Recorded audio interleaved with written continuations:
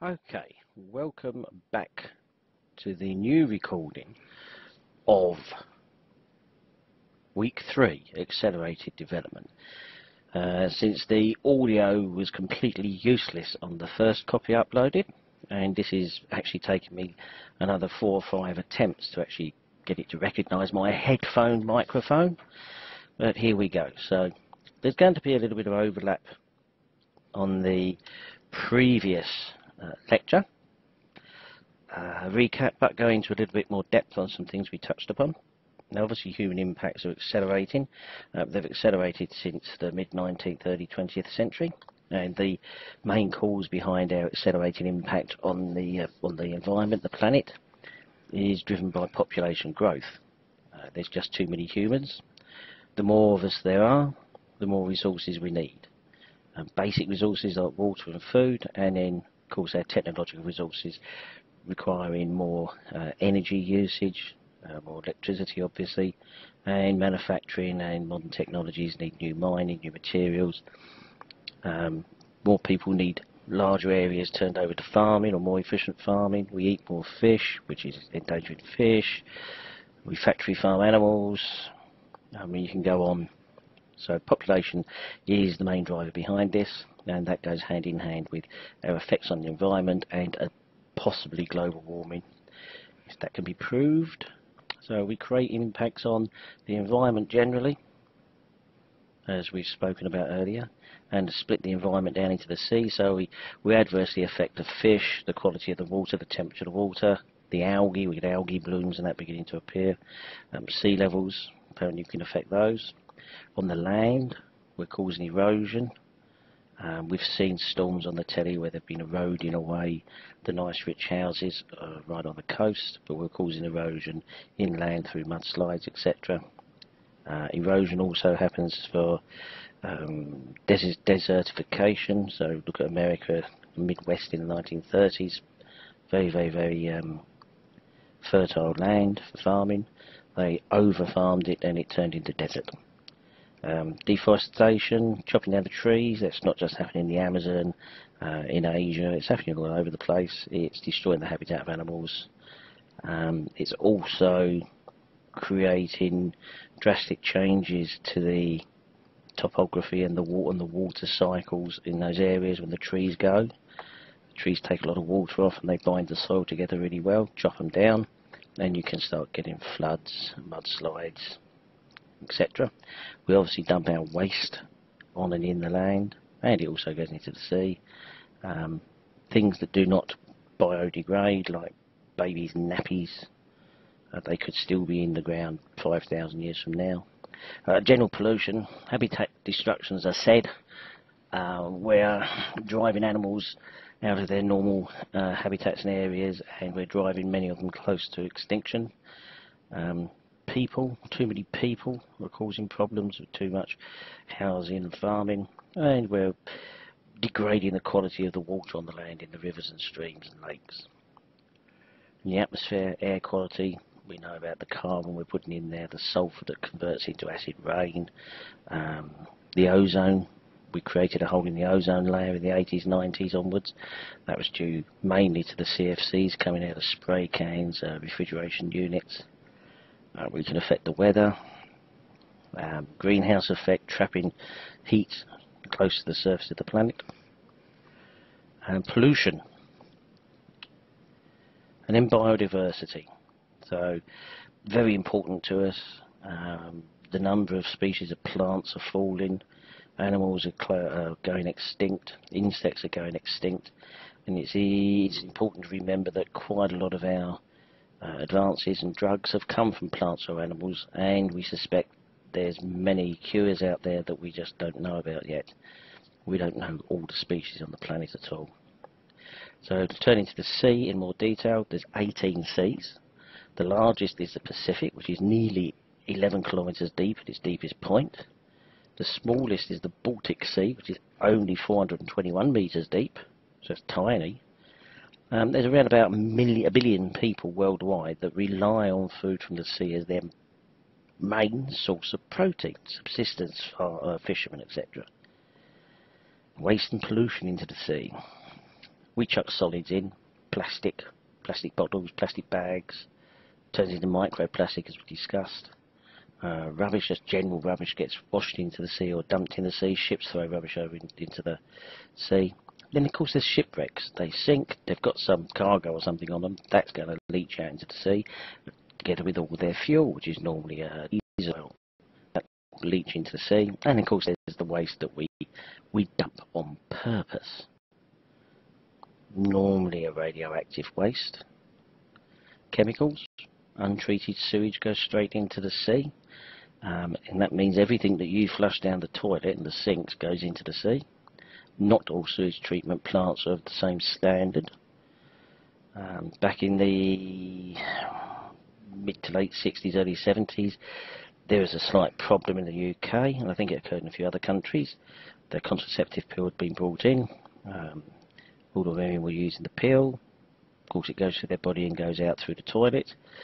And it was getting into the drinking water supply because most of the European countries have recycled water, and this particular drug, I think it was estrogen, I'm not sure, was getting into the water, and it was adversely affecting the male population. So, and of course nowadays we've got hundreds of types of drugs are going in there, and you can find traces of it in a lot of the fish, not just mercury. Oil was accidents, oil rigs blowing up, oil tankers sinking, going aground. There's deliberate oil into the sea when a ship bilge pumps and cleans them out right out at sea. Radioactivity, so you've got places like Fukushima, which is on the coast, and that's been leaching radiation into the sea. The Americans and the Russians, I think to a slightly more extent, have lost nuclear submarines, and they're sitting on the seabed corroding away with nuclear reactors in them. The Americans have lost nuclear weapons. I think they've lost 4 or 5, and they're all on the seabed somewhere. And then there's the deliberately dumped, as we said at the top. This is where radioactive waste was put into basically oil barrels, maybe a bit of concrete, a bit of glass in them, and they're just dumped in the sea because they didn't know what to do with them, so they're decaying on the seabed slowly. And sometimes when the barrels wouldn't sink, they shot them to make them sink, to put holes in them. Of course, the holes are going to let it leach out a lot quicker. Acidification. This is where carbon dioxide reacts with seawater and turns it slightly more acid than it has been. So we call this acidification.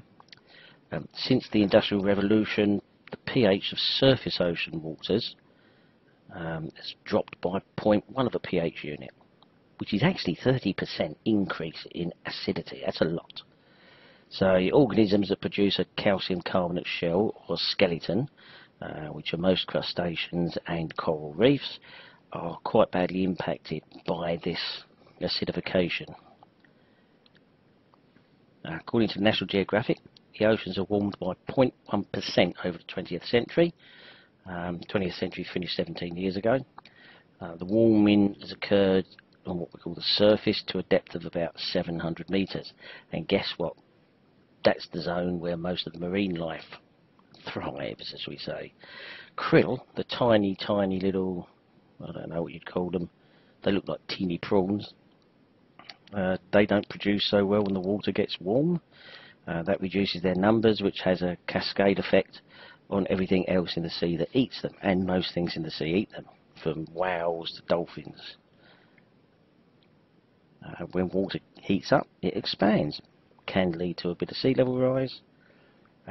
Because the sea surface is warmer, that increases the strength and the frequency of tropical storms, hurricanes and cyclones. Although the jury's out on whether we're actually seeing more or stronger or either storms at the moment. You can make anything with statistics if you look at a small enough period of time, but if you take a larger period of time in, your averages are a little bit different. Warmer seas also help melt ice shelves from underneath, which could lead to sea level rise. Then there's the Gulf Stream. You've probably all heard of the Gulf Stream. It's one of the strongest currents on the planet. It brings warm water up to northwestern Europe, so we're talking Spain, France, Ireland, the UK, Scotland, and that's traditionally why they have mild winters. In fact, in Scotland there's areas where they grow palm trees on the coast. It's that warm. At the end of the last ice age, when America was covered and it started melting, all that fresh melting water reduced the salt content or salinity of the North Atlantic surface water, and that reduced, possibly it may have shut down the warm Gulf Stream, and temperatures in Western Europe, Northwest Europe, fell by 5 degrees centigrade. Since the 1950s, there's been a decrease of 20% in the flow of cold water in the Faroe Bank Channel, which is between Greenland and Scotland, and that's quite a fall.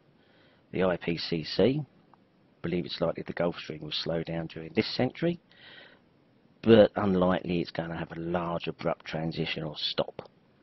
And the slowing effect of the Gulf Stream will result in cooling to northwestern Europe. The temperature will still increase in the region because of global warming is predicted, but it's going to cushion that effect. So it suggests the British Isles, especially western regions, will experience a smaller temperature increase than other areas of landmass in the area further from the coasts. The fish, and we've got up here, look, we've got Moby Dick, we've got a krill, we've got lobster, Leroy the lobster, Nemo maybe. So we've got some fish there. How do we affect the fish? Well, we overfish, basically. We're taking more fish quicker than they can breed. And we're also affecting their natural habitats, the areas, by acidification and temperature changes. So the fish are in trouble now. World Wildlife Fund state that 2/3 of the world's fish stocks are either fished at their limit or they're overfished. The United Nations Food and Agricultural Organization estimated that 70% of the fish population is fully used, overused, or in crisis. Now we have the habitation loss, as I was saying. Researchers from University of Tassie and British Columbia, they had a nice paper that was published in journal Nature, warning that climate change adaptation plans were needed immediately to protect the fish stocks. Tropical fisheries were predicted to lose significant numbers of species. Tropical Pacific and Indian Ocean islands, where the subsistence fisheries come, that make up a proportion of those billion humans relying on the sea for their protein. Sea temperature rising will affect them most of all. Now let's have a look at the Arctic. It's a bit nippy in the Arctic, a bit cold, and there's no land under it. The land is around the perimeter of the Arctic, it's not under it. It's about 2 meters above sea level, so it's not very high. It's a big ice shelf, basically. It ranges from 5 degrees in the summer to -43 in the winter, so it does get pretty cold. And it's made up of plains and mountains. They've got some significant rivers and lakes, rolling hills, big stretches of tundra, and the largest biome in the world. The ice is largely formed from frozen seawater. Greenland has the largest ice cap in the Arctic. Large land animals, including reindeer, musk, ox, I'm not sure I'd call a lemming a large land animal particularly, or hares, Arctic terns, snowy owls, all those massive squirrels, Arctic fox and polar bears, they all live in the Arctic. And it's got indigenous peoples, all the Eskimo tribes, all live around the Arctic. What about the Antarctic? There is land underneath the ice, and about 98% of the land is covered by ice. It's got a high point above sea level of 2,800 odd metres, and in the summer it's -13.5 degrees, and it goes to around -62 in the winter. So that's pretty parky. It's got icy mountains, glaciers, smooth ice sheets. The area of Antarctica approximately doubles each winter as sea ice forms around the coasts, and Antarctica creates icebergs into the sea, and you would have all seen on the news recently that massive one that's just breaking off. There's only 2 species of plants and a grass and a small flowering alpine. There's about 100 species of moss, 300 to 400 species of lichens, 25 liverwort species, and the largest land animal in Antarctica is an insect, a wingless midge. So that's why I put a picture of one with wings on. And no humans lived there until we had scientific bases, so there's no indigenous peoples in the area. Land, deforestation. We're going to talk about deforestation again and again and again. We cleared trees. Australia was covered with forests and trees. We cleared it when we colonised it, shall we say. Some people would say invaded, but I like colonised. Chopped the trees down to make grazing land and to plant wheat, etc. Of course, when you chop the trees down, you remove the habitat for whatever lives in them, and you affect the way water acts and flows over the land, because the trees are no longer binding the soil together and they're not taking that much. Well, trees take a lot of water out of the soil. Mining, either open cast mining with massive great holes, can create dust pollution and pollution of whatever you're mining. You end up with coal dust, or you could end up, if it's a quarry, you'll end up with silica dust or something like that coming out of them. And then there's the problem of the remediation later on, and of course the air impact is multiplied by the infrastructure needed to move the coal away in conveyor belts, roads, ports. Desertification. The Sahara's growing by about 1 metre a year, and if we over-farm places, areas coupled with drought, you can actually create new deserts, as they did in America in the 30s in the Midwest. Solid waste management. Alright, we've all taken stuff to the council dump tip, but what do they do with it after that? I mean, my one buries most of it in a landfill site and covers it with soil. So it's not really dealing with the waste, they're not recycling it that well. Hospital waste is a problem, quite often mismanaged. You've got infectious waste and radioactivity. Now, infectious waste can just be hypodermic needles, or it could be body bits. And radioactive stuff comes out of all the X-ray machines and the radioactive dyes they inject you for when you're having your heart scanned, etc. Chemical waste dumping, meant to be legal, costs a lot to do it legally, so quite a lot of illegal tipping goes on. If it's illegal tipping, you just don't know what's in. You're lucky if they actually dump it still in the barrel. Quite often they pour it straight in the water course and you find all the dead fish. So chemical waste dumping is a big problem. Industrial waste dumping in contaminated sites. Well, we've looked at waste pouring into rivers, etc. But what gets overlooked is traditional industries, which are no longer viable or they're out of date, closed down. But they used to occupy a large area of land, and quite often that land turns out to be contaminated. An example would be a gasworks. In London, an area called Beckton on the River Thames was a massive town gas site in the 19th and 20th century. It closed down, and they wanted to turn the area into housing estates, etc.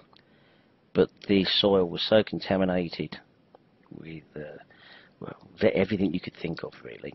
Heavy metals, mercuries, nitrates, you just name it, it was in it. They had to scrape off just over the top metre of soil from the entire area to remove the contamination. So what did they do with that soil they scraped off that was contaminated? They drove it to Wales and dumped it in an old slate mine. An open cast one. So they found a big hole in another country and dumped it in it. So they didn't clean it, they just dumped it somewhere else. You've got farmers and ordinary people just using chemical fertilisers too much, using pesticides too much, and this all gets into the soil, gets into the water course and washes out.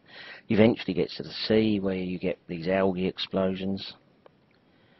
If you've chopped all the trees down, and maybe you've built a housing estate which has altered the course of the natural water runs and drainage, you can get waterlogging, where the water just collects and can't drain away, and it also increases the salinity, the salt content of the soil, so nothing will grow there anymore.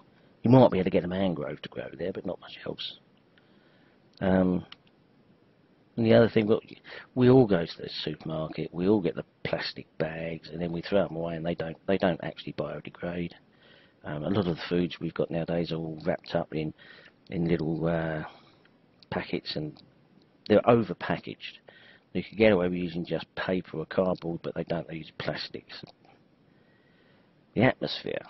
Well, CFCs, carbon fluoro, can't remember what it was, came out of aerosol cans, fridges, etc. It's now banned, been replaced by something else. But this, from the 50s onwards, shot into the atmosphere, and it actually created holes at the north and south poles in the ozone layer, which let radiation through and caused a lot of skin cancers. We're throwing carbon into the atmosphere from burning fossil fuels. The only bright side to the carbon increase is it does help plants grow better. Particulates are coming out of diesel exhaust, diesel machines and other things, and we're breathing them in. Apparently they're carcinogenic, so it's quite likely that Europe's going to ban diesel engines shortly. Sulphur's coming out of power stations burning coal. It goes into the atmosphere and falls later on as acid rain. Britain's coal power stations in the 70s and 80s created this problem, which blew across the North Sea and fell on the Scandinavian countries, killing off a lot of their forests. You get steam coming out. Just look at the sugar factories and that going around here. The steam comes out. Steam's not too bad, but it does have effects. It can increase greenhouse gas a little bit. Just general chemicals. Temperature. They say through global warming and through our actions we're increasing the temperature of the atmosphere in the world. You know my views that it's 50-50 on that, and you make your own mind up. How we're affecting the weather. Biodiversity. The main cause of this is generally to the influence of us on the world's ecosystem. So we all alteration and loss of habitats, which means we lose plant species and animals and insects. We introduce species and genetically modified organisms. Hooved animals in Australia damaged riverbanks, etc., because there were no hooved animals in Australia traditionally. And then we introduced rabbits and foxes, which decimated the indigenous wildlife.